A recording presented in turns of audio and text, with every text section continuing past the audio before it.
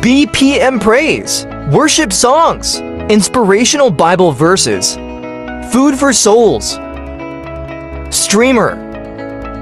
Like, share, subscribe. Genesis chapter 38, Judah and Tamar. About this time, Judah left home and moved to Adullam, where he stayed with a man named Hirah. There he saw a Canaanite woman, the daughter of Shua, and he married her.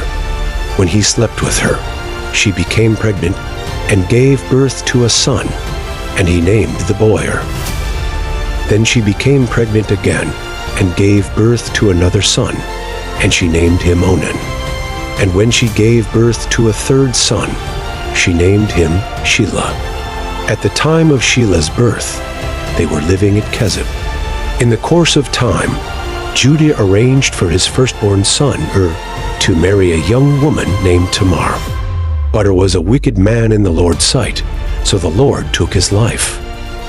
Then Judah said to Er's brother Onan, "Go and marry Tamar, as our law requires of the brother of a man who has died. You must produce an heir for your brother." But Onan was not willing to have a child who would not be his own heir. So whenever he had intercourse with his brother's wife, he spilled the semen on the ground. This prevented her from having a child who would belong to his brother. But the Lord considered it evil for Onan to deny a child to his dead brother. So the Lord took Onan's life too. Then Judah said to Tamar, his daughter-in-law, "Go back to your parents' home and remain a widow until my son Shelah is old enough to marry you." But Judah didn't really intend to do this because he was afraid Shelah would also die, like his two brothers. So Tamar went back to live in her father's home. Some years later, Judah's wife died. After the time of mourning was over, Judah and his friend Hirah the Adullamite went up to Timnah to supervise the shearing of his sheep. Someone told Tamar, "Look, your father-in-law is going up to Timnah to shear his sheep." Tamar was aware that Shelah had grown up, but no arrangements had been made for her to come and marry him. So she changed out of her widow's clothing and covered herself with a veil to disguise herself. Then she sat beside the road at the entrance to the village of Enaim, which is on the road to Timnah. Judah noticed her and thought she was a prostitute, since she had covered her face. So he stopped and propositioned her. "Let me have sex with you," he said, not realizing that she was his own daughter-in-law. "How much will you pay to have sex with me?" Tamar asked.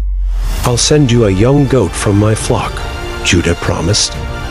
"But what will you give me to guarantee that you will send the goat?" She asked. "What kind of guarantee do you want?" He replied. She answered, "Leave me your identification seal and its cord and the walking stick you are carrying." So Judah gave them to her. Then he had intercourse with her, and she became pregnant. Afterward, she went back home, took off her veil, and put on her widow's clothing as usual. Later Judah asked his friend Hirah the Adullamite to take the young goat to the woman and to pick up the things he had given her as his guarantee. But Hirah couldn't find her, so he asked the men who lived there, "Where can I find the shrine prostitute who was sitting beside the road at the entrance to Enaim?" "We've never had a shrine prostitute here," they replied. So Hirah returned to Judah and told him, "I couldn't find her anywhere, and the men of the village claim they've never had a shrine prostitute there. Then let her keep the things I gave her," Judah said. "I sent the young goat as we agreed, but you couldn't find her. We'd be the laughingstock of the village if we went back again to look for her." About 3 months later, Judah was told, "Tamar, your daughter-in-law, has acted like a prostitute, and now, because of this, she's pregnant. Bring her out and let her be burned." Judah demanded.